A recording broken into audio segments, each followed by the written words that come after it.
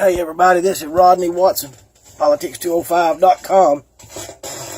This is a follow-up video to that video I made yesterday about people in Hueytown wanting to raise taxes to keep out investors. Let me show y'all something. This is that article I posted. Let me find that paragraph that backs up what I'm telling you about.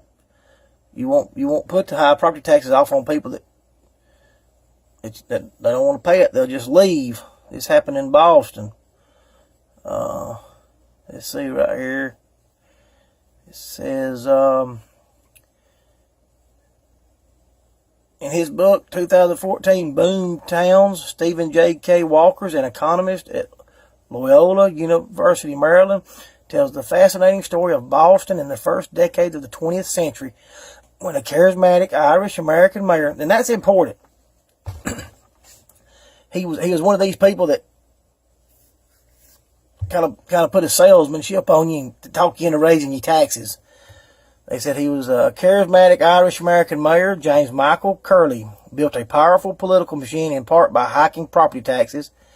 High property taxes financed a big expansion in the number of public employees, virtually all of whom were politically loyal to Curley. They also drove out Curley's political enemies, the affluent Boston Brahmins, who resented having to pay higher taxes because Boston's higher taxes didn't finance better public services. That's a key to it too right there. You can raise property taxes, but it's got to improve public services. And that's not the reason that lady yesterday told me that they needed to raise property taxes. They need to raise property taxes to keep out investors, is what she told me.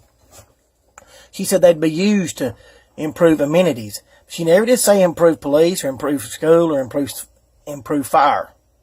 It's to build some amenities. Well, what amenities are you going to build over there? And nobody's going to move to your city in a competing, when you're competing with other cities just because you put a new park in. Anyway, it said they also drove out Curley's political enemies, the affluent Boston Brahmins who resented having to pay higher taxes because Boston's higher taxes didn't finance better public services. If anything, the quality of public services deteriorated over time. The Brahmins decamped, they left, for Boston suburbs, where the same investment in property would yield much higher after-tax returns. This wasn't the only reason Boston's old line wasps were rushing for the exits, to be sure, but Walters argues persuasively that it was a big part of it, and he points to the fact that similar cities that had much lower per capita property tax burdens in that era saw their populations grow, not shrink.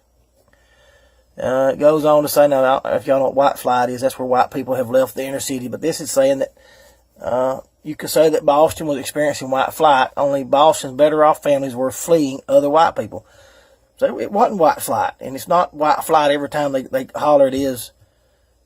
When they claim that it's white flight, people are getting away from dysfunctional governments is what they're getting away from. And then let me read this to you, talking about the demographics of Hueytown, who they'll be raising these taxes on. Let me show you. Let's talk about incomes. Hueytown, right there. Let me see if you can see that. 24% of Hueytown, the highest category of wages is 24%, and that's between $25,000 and $40,000. 24% of Hueytown, that's what their income is. The next group is 20%, is 60 to 100. Alright?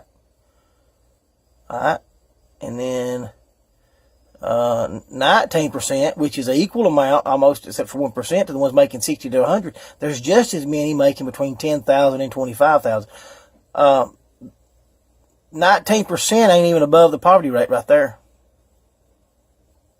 You know what the poverty rate is nationally? 12%. 6% is making less than $10,000. And then you got 9% that makes 100 to 150. 5% that makes 150 to 200,000, and then you got 1% 200 plus. This is your issue right here about raising taxes in Hueytown. 19%, a fifth. If you take that 19% and you add it to that 6, you're at 25%. Makes less than the poverty rate.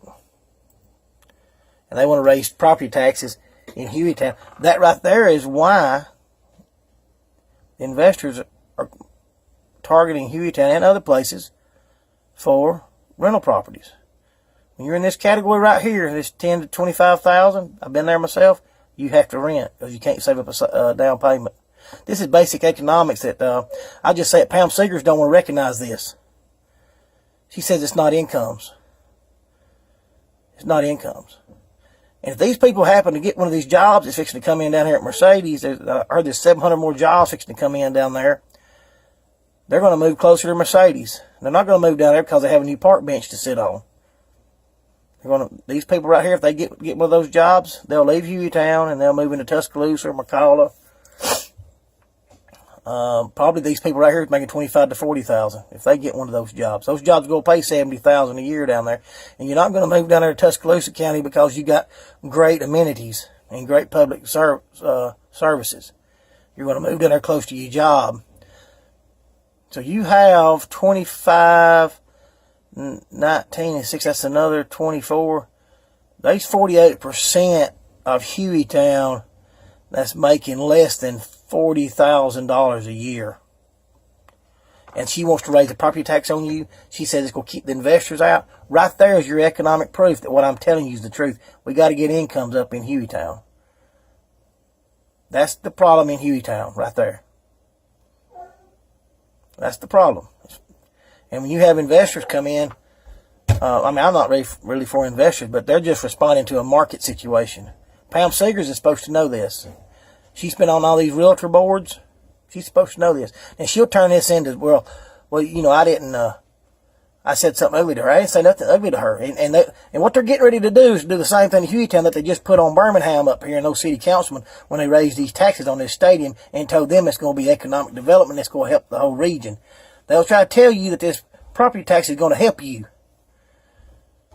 But according to this right here, 48% of the people in Hueytown make less than $40,000, and 48% of you will be paying that tax. The investors, the landowners, the landlords will not be paying it.